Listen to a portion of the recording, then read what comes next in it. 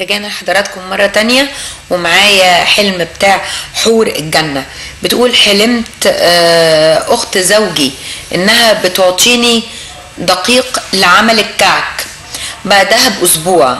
أنا حلمت إني بقلب دقيق أبيض وواحدة قاعدة قدامي بترمي في الدقيق كرات خميرة بيرة وبتقولي علشان يبقى ذاتي التخمر. ملحوظة الواحدة دي أنا معرفهاش وكانت لابسة أسود. الرزق هيمشي وأكل العيش هيمشي. أكل العيش حلوة الخميرة في الحلم. طبعا الخميرة والدقيق والعجين كل ده أكل عيش. فهي أكل عيش هيمشي وهيتقلب. ربنا هيزود لها في رزقها. والسيدة اللي لابسة أسود دي سيادة حاجة، هيبقى هي صاحبة رأس مال. بلال حميدة شفت رؤية ان انا عند الكعبة ومامتي ورايا بتزقني عشان اوصل عند الكعبة، ولما وصلت حضنت الكعبة كتير قوي ومشيت عند الحجر الاسود. لما وصلت كان الحجر بينزل سائل لونه اسود. الحلقة اللي منقط ابيض وشربت منه. خدناها الحلقة اللي فاتت دي. الحلقة اللي فاتت خدنا هذه الرؤية.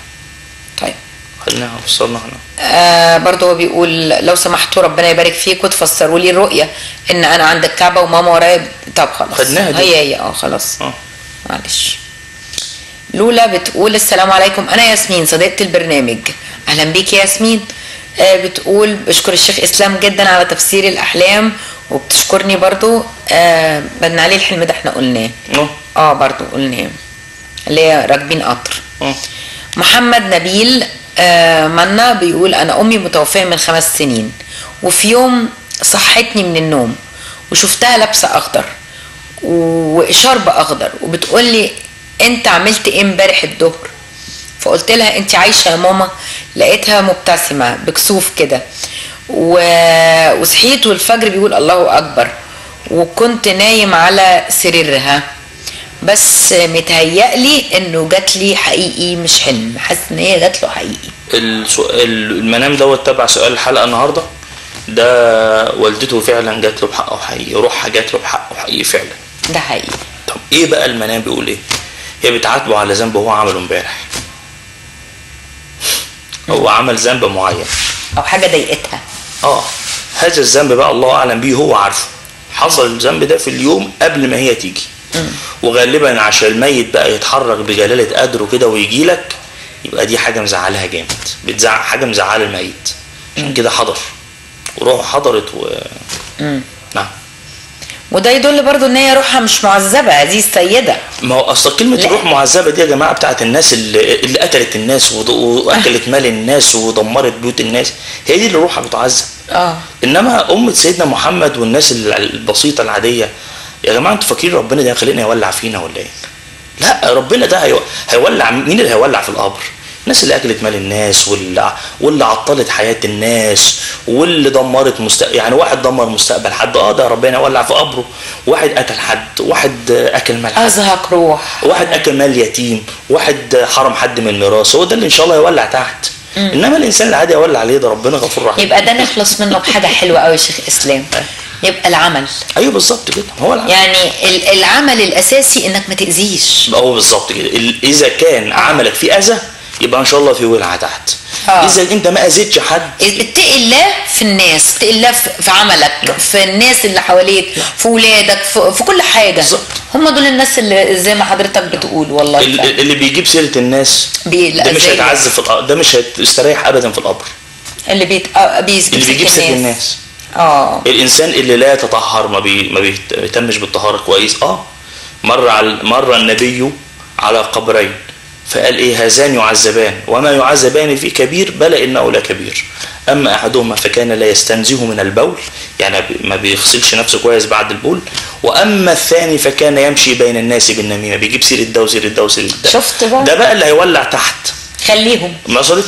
قال كعب، وانا منزلها حتى على الفيس، قال كعب بلغني ان صاحب النميمه لا يستريح في قبره. فسيادتك بقى اللي سمعني اللي بتجيب بقى سيره الناس كل سنه وانت طيب، في ولعه تحت. في ولعه تحت. وفي حديث تقريبا بس انا مش سعيد قول المعنى بالمعنى، بس بمعناه اللي هو بيجي يوم القيامه ما يلاقيش اعماله، يسال اين صلاتي بالظبط، اين زكاتي، راحت فين، خدتها الغيبه بالظبط كده. كل اللي انت جبت سيرتهم بياخدوا حسناتك.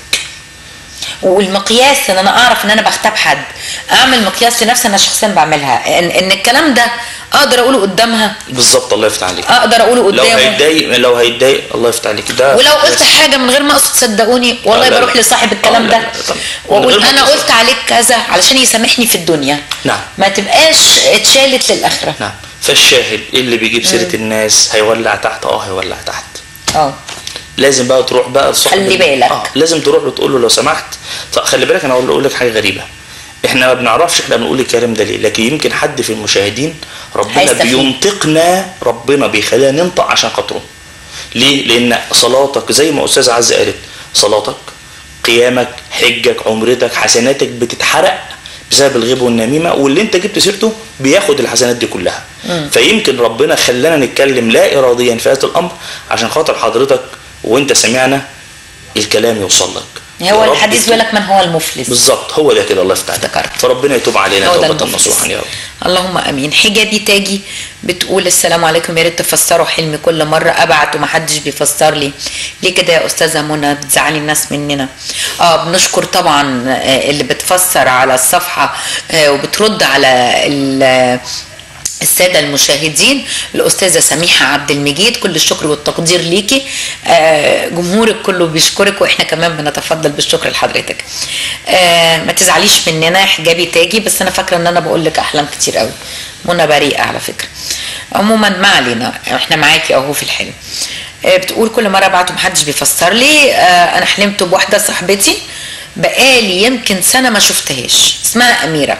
صاحبتي دي متجوزة بقالها 4 سنين ومش بتخلف.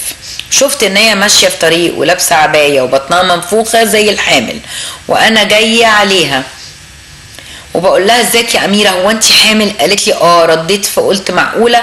قالت وسألتني مفيش حاجة، جاية في السكة تقصد حمل؟ رديت قلت لا، بس الطريق كان فاضي ومفيش غير انا وهي، مع العلم ان حملت وسقطت من 9 شهور وما حملتش تاني.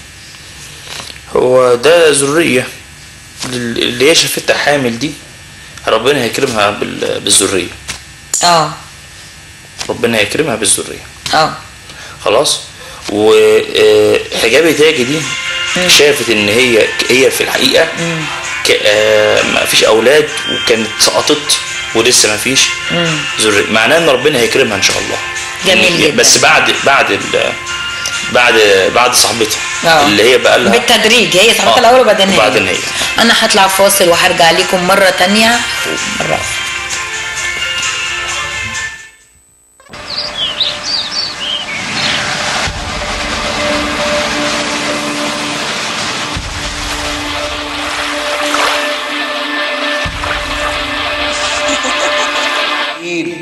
مسؤوليتنا. النيل مسؤوليتنا كلنا.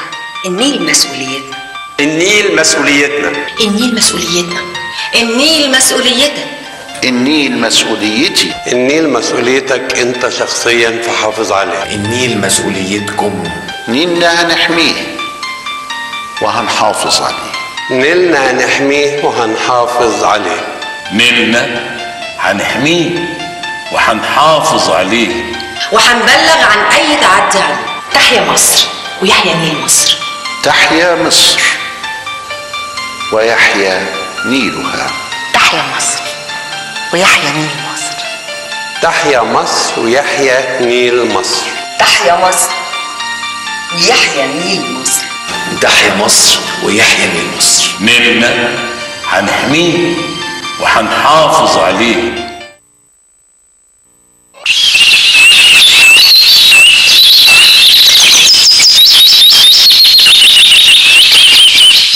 الله أكبر الله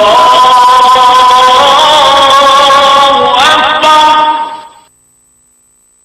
الله أكبر الله أكبر. أشهد أن لا